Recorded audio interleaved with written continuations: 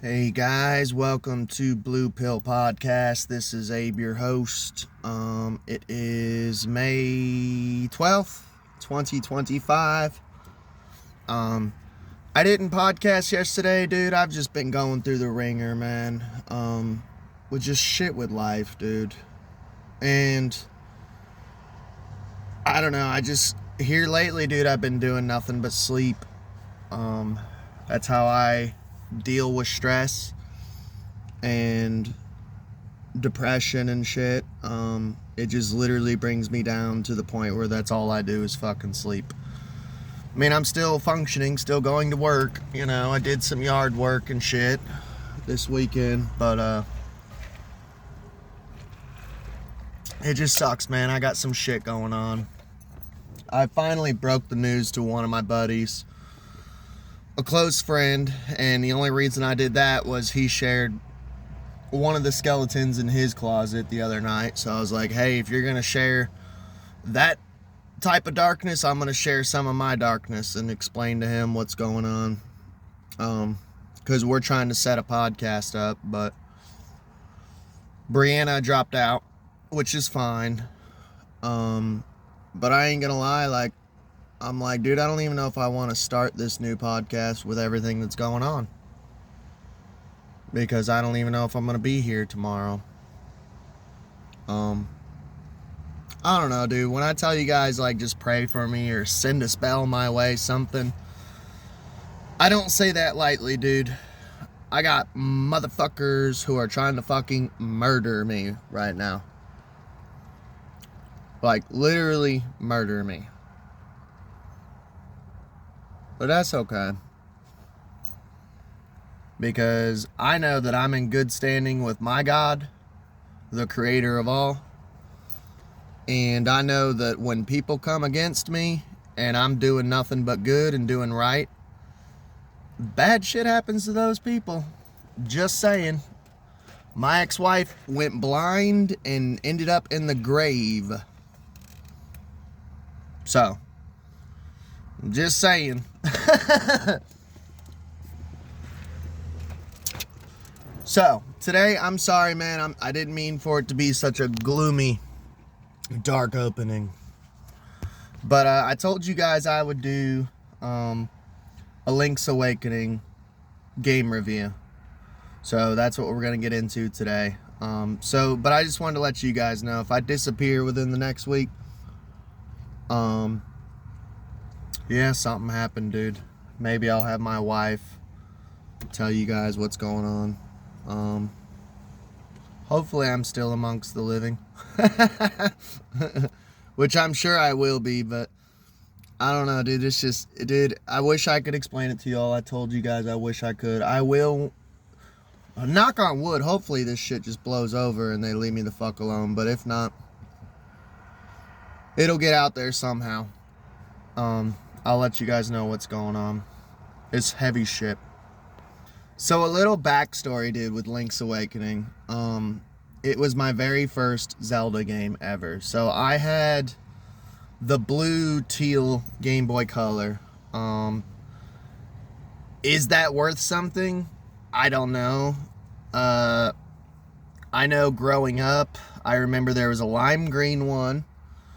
There was a gold Pikachu one, which my brother had, and my wife actually currently has one. I think it's worth a shit ton of money.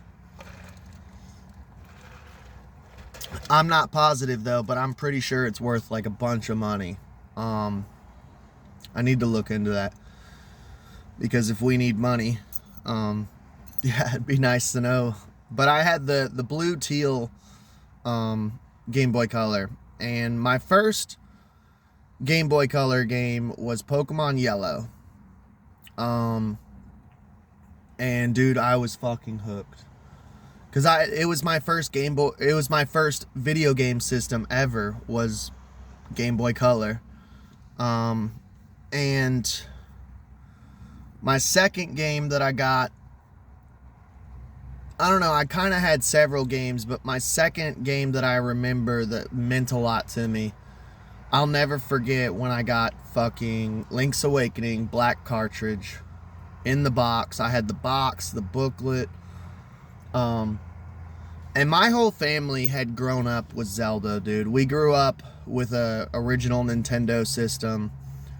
I remember watching my older brother and oldest brother playing like Zelda 1, Zelda 2 for original Nintendo. And so I grew up, you know, watching them play. And when I was lucky enough, like, I'd get to play too. I didn't know what I was doing. I was just running around slashing Octoroks and shit. But I was heavily influenced by Zelda. I mean, we loved Link, dude. Like, I remember just being a little kid drawing pictures of Link and stuff. And I got Link's Awakening, and it was my first Zelda game that I ever owned, and the first one that I ever got to play. And this was like it wasn't pre-internet, but it was when internet first came out. All we had was dial-up internet. So the length of this game, I remember in previous podcast game reviews, you guys remember me always bringing up how short these Game Boy Color and Game Boy Advance games are.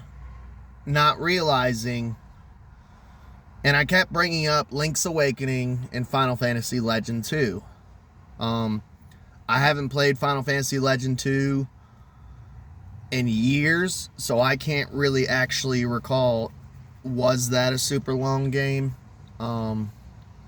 But I kept underestimating, or overestimating, I guess I should say, the power of those little cartridges, like how much they could hold in it. So with Link's Awakening, it seemed like it was a super long fucking game. And my wife had bought this for me. She bought it for me for $44. Like, carts are high right now with Zelda. It's like every cart that I've noticed, it's usually like $44, $50, or like in the $60 range. Which is why the other day I picked up Zelda 1 and Zelda 3, A Link to the Past. Because Zelda 1 was only $30 for the cart. The guy, before he even picked it up, I was like, how much is that Zelda 1? And I already knew because I had been in there scoping it out. And he's like, oh, it's probably like $50, dude. And he picked it up. He's like, no, it's only 30. I'm like, I'm getting that. And it came with the case and everything. Link's Awakening, they actually were selling 2 copies. There was one without a case and there was one with a case for the same price. And they ripped off my wife. I know, I'm so thankful she got it for me. It was like a surprise gift. I'm so thankful for it, but it's like, dude, it's kind of like a woman buying a car, dude. They see a woman and they just rip them off. I'm like, come on, Game Exchange. Like, I've given you guys shout outs on my channel and shit, which they are a good game store, but I'm like, you knew that there was that Link's Awakening with a case. You could have gave her that one, you know? But, it probably had a booklet too, maybe, if we were lucky. But, so she got me that, and then I ended up picking up Link to the Past, Zelda 3 for Game Boy Advance. And that was $25. So for $55, I got 2 Zeldas. Technically 3, because it's got 4 swords. I've never played it. I've always wanted to play it, but you got to get another cart and a link cable and multiple systems, so it's kind of hard to set up. But this was my first Zelda, man, and it's my favorite fucking Zelda because the storyline is so beautiful. And honestly, as a kid, it was so fucking mind-blowing. And as weird as it sounds, I remember thinking The Matrix. So I'm going to do some spoilers, so spoiler alert. I remember thinking The Matrix. So the beginning of the game is a cutscene. This game is like, I believe, the very first Zelda to ever have cutscenes. Basically, you're on a boat and you're just in the middle of the ocean sailing and there's a storm that hits. and you get struck by lightning. And you wash on shore of Koholint Island. So, a lot of people in the Zelda community say that this is a sequel to Link to the Past, which I have Link to the Past, and I have the first Zelda. I used to have the second one for Game Boy Advanced. Sadly, I traded all my Zeldas for Tony Hawk, the Tony Hawk series, because that's what I was really into, was skateboarding. And it makes me so sad because the Tony Hawk games are like worthless now, and all the Zelda games are super expensive. Like, I look back on that and I go, why did I do that?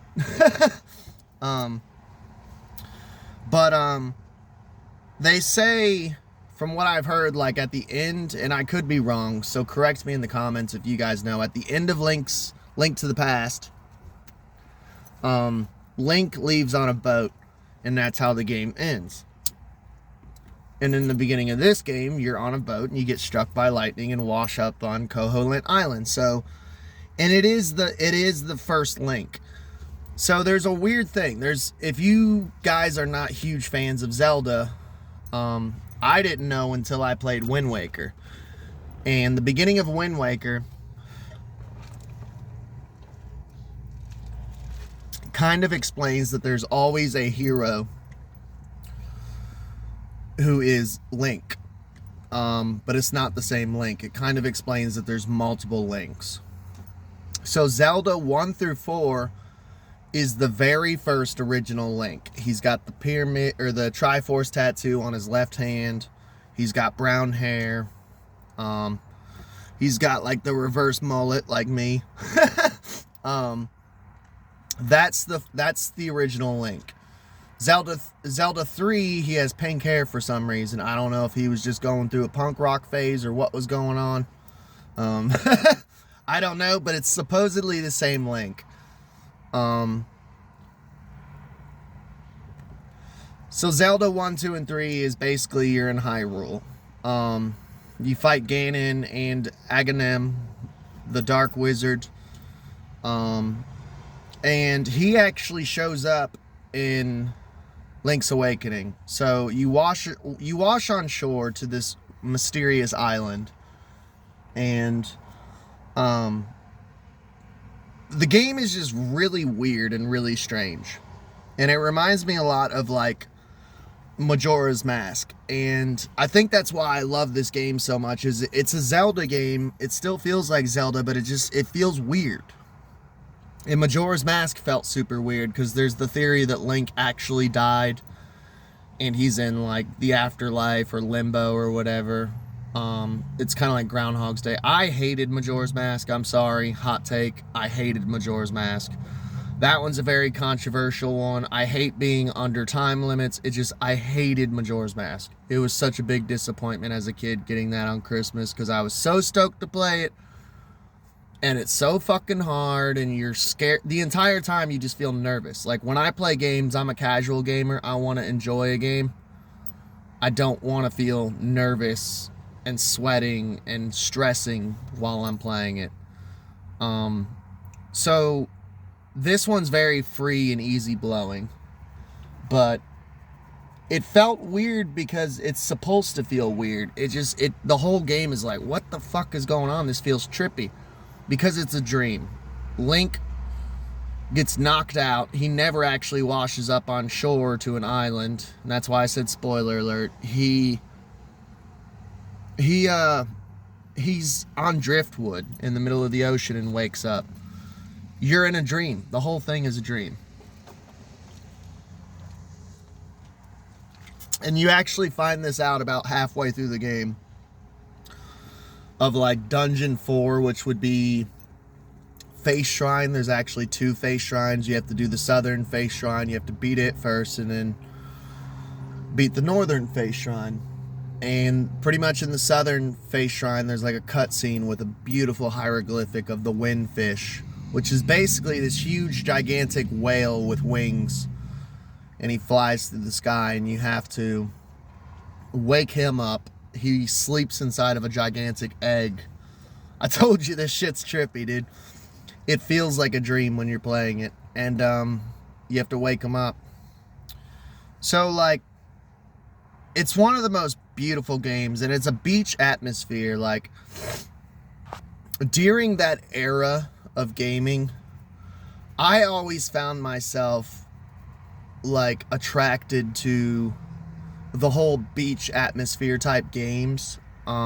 Multiple of my favorite games are all beach atmosphere games, like Link's Awakening. You're on an island, a beach island. A lot of the levels are beach stuff. There's seagulls and you collect seashells, and it's a very beachy vibe game.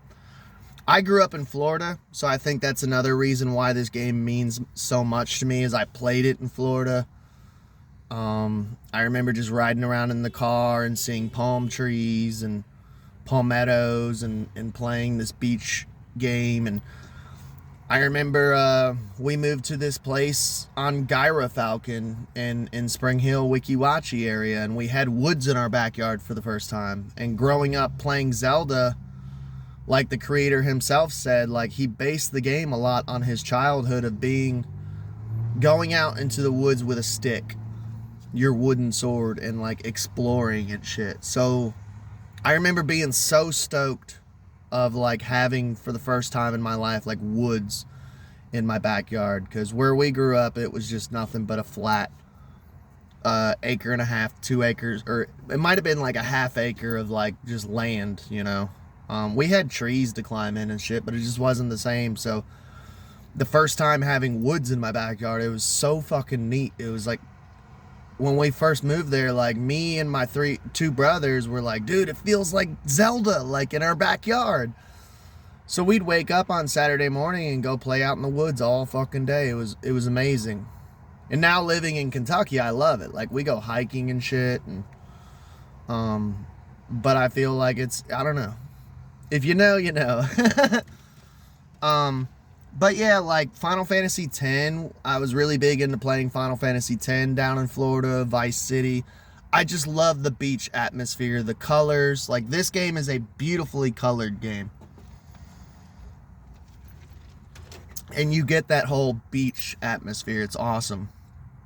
The storyline for this is my favorite storyline.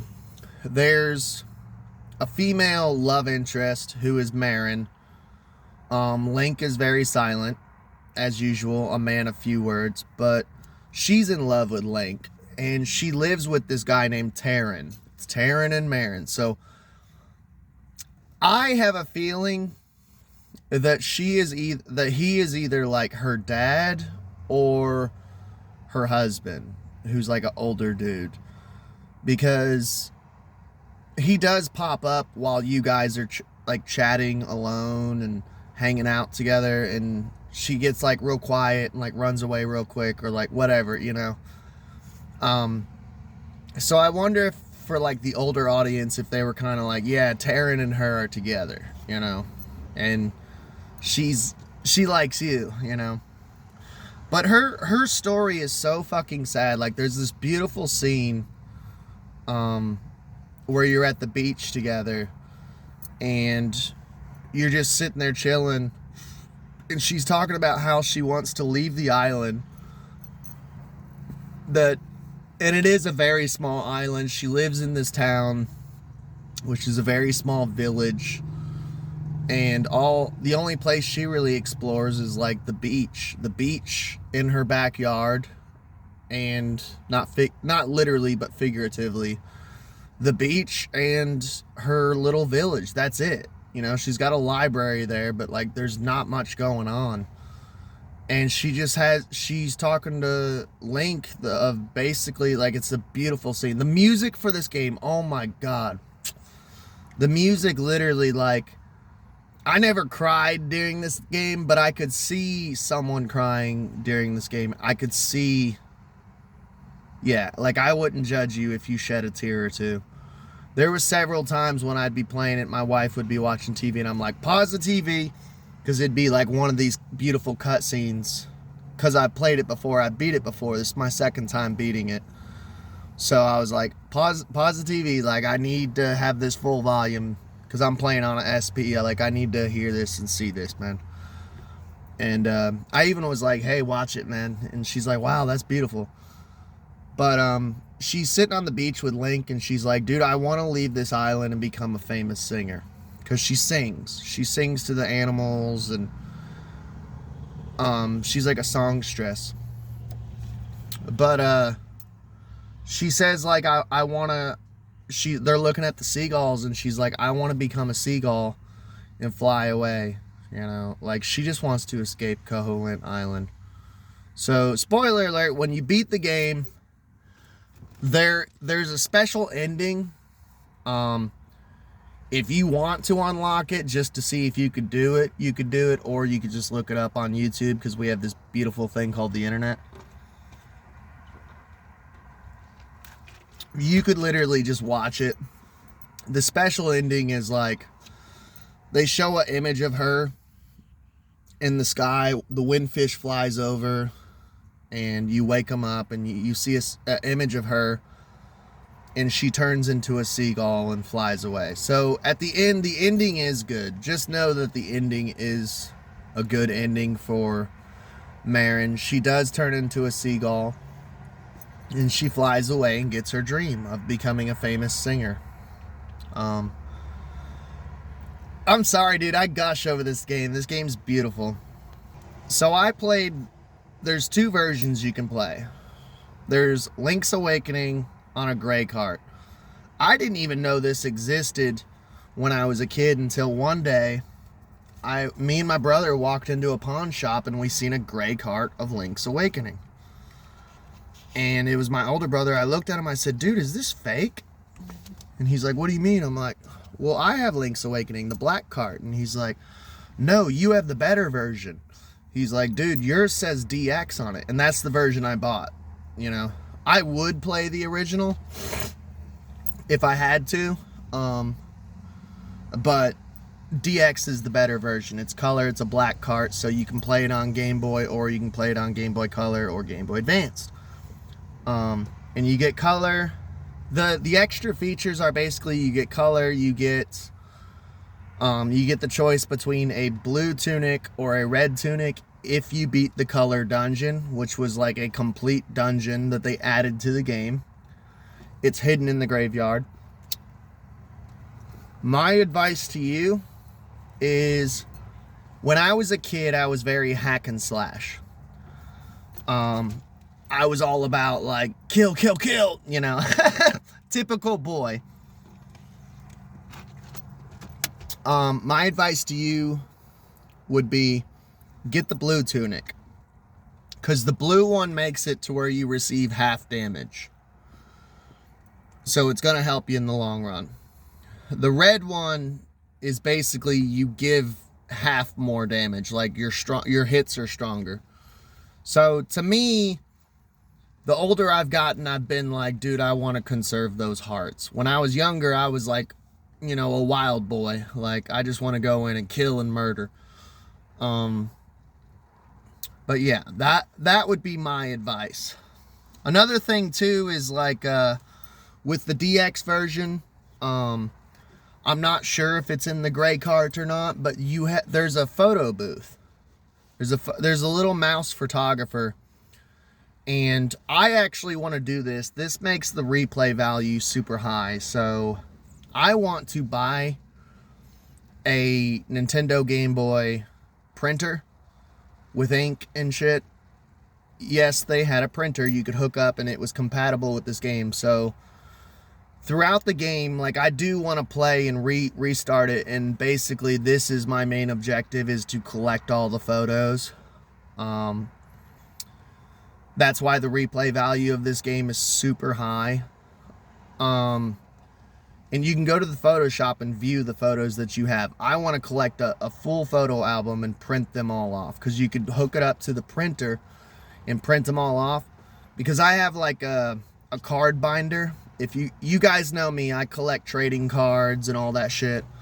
So I would love to have every photo of Link's Awakening that I personally unlocked in the game and printed them off. So the printer, it's a tiny little printer. It hooks up to your Game Boy. And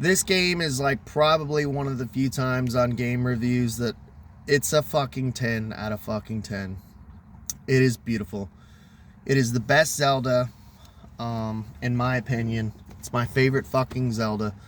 It is just beautiful, dude. Like, every time I talk about this game, I kept thanking my wife for like a whole week. Like, thank you so much. Thank you so much. And she's like, I know. I'm like, dude, you don't understand how much this means to me. Like, a beautiful fucking game. Flawless, perfect Zelda. Like, 10 out of 10. And I know I don't do that much on this channel. Go check out my older game reviews. Very rarely do I give a 10 out of 10, but this game's a 10 out of fucking 10. Most beautiful game. I wouldn't say the most beautiful game that I played, but like top 3 most beautiful games that I've ever played. It's fucking awesome. I love y'all. Please like, share, and subscribe. I'm trying to get up to 500 subscribers, and you all have a good day.